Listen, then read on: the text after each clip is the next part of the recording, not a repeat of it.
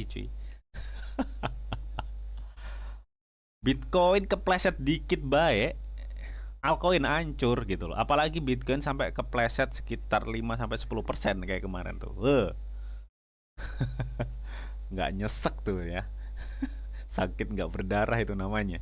Oke, kita langsung cek turbo cuy. Ini bagaimana untuk price actionnya nanti bakal kita cek ya juga ya. Oh ya, buat teman-teman yang nonton sekarang dan belum join di grup tele, silahkan join dulu teman ya. Untuk semua linknya ada di hampir seluruh YouTube gua ya. Video YouTube gua di link di deskripsinya. Oke, ya teman, ini gue cek turbo ya. Turbo ini juga sama ya, pola-pola pergerakannya kayak PP, terus kayak apa tadi ya, EGLD ya kalau nggak salah ya. Jadi sama ini pola-pola pergerakannya. Jadi kita menunggu ya. Tapi inget ya, ini turbo agak tinggi sih ya daripada EGLD sama si siapa tadi, PP ya. Ini agak tinggi karena gue melihat adanya support yang cukup kuat banget tuh ada di 0,0014. Nah, yang gue lihat juga di sini untuk moving average sama EMA-nya ini masih menjadi suatu resisten, belum ada konfirmasi ke atas.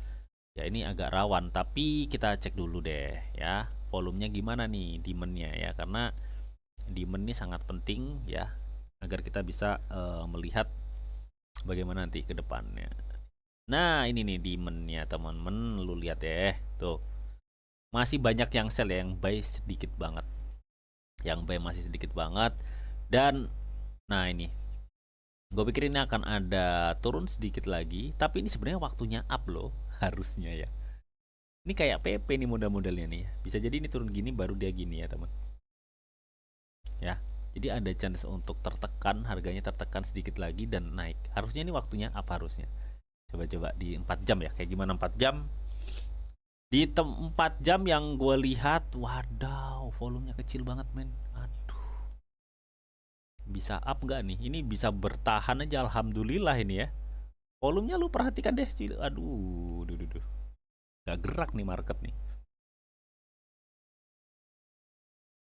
Stok RSI-nya sih masih ada chance ya untuk dia naik, tapi nggak begitu ini sih, nggak begitu besar ya. Kenapa kok nggak begitu besar bang? Karena ya lu tahu sendiri itu volumenya tadi seperti apa. Kalau memang ini nanti volumenya bisa besar ya, atau misalkan volume buy-nya agak besar, ini bisa kepicu untuk naik cuy. Tapi kalau enggak ini begini, nah gitu kepicunya. Oke, ya kita tunggu aja deh. Ini gimana nih marketnya ini.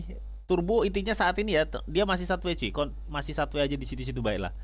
Jadi gue belum lihat adanya turbo akan dibanting parah atau akan dinaik parah ya. Gue belum lihat. Tapi yang pasti ya, karena gue melihat volume transaksinya yang sangat kecil untuk turbo. Jadi gue pikir lu wait and see deh ya. Lu jangan masuk dulu deh. Gue takutnya apa? Udah volumenya kecil tiba-tiba bad news dari external market kayak Bitcoin misalkan ya. Bad news ini udah pasti rontok. Jadi ya kita wait and see dan lu bisa tunggu ya di supportnya sini aja deh, amannya ya, amannya. Meskipun ini sebenarnya masih ada chance naik, tapi dalam tanda kutip demandnya harus gede. Nah tadi demandnya kagak ada kok. Jadi ya kita nggak mau ambil resiko soalnya. Nggak mau ambil resiko dalam-dalam ya. Ini jadi gue pikir akan gini. Nah gini ya. Mending lu tunggu aja penurunan di kepala 23. Itu lebih aman sih ya. Ya paling nggak nguap-nguap banget lah ya. Ideal seperti itu teman-teman ya. Itu ya dari Mas Alwi Jaya untuk turbo ya. Jadi ini sebenarnya marketnya masih di situ-situ baik, yang gak ada pergerakan yang cukup signifikan gitu loh cuy.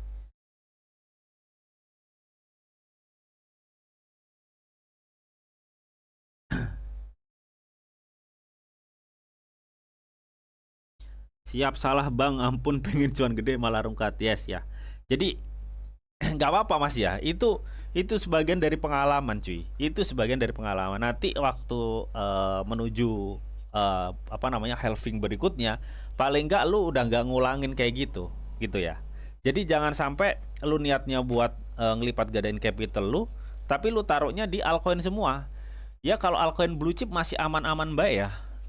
Misalkan lu taruh di BNB atau Solana gitu ya teman, itu meskipun kebanting kayak gimana, itu nanti di pertemuan halving berikutnya dia pasti akan ngepam gila-gilaan lagi karena dia punya fundamental gitu loh, punya pondasi. Tapi kalau altcoin baru dia butuh adaptasi, butuh perkembangan, butuh kolaborasi dan masih banyak lagi yang harus dicapai.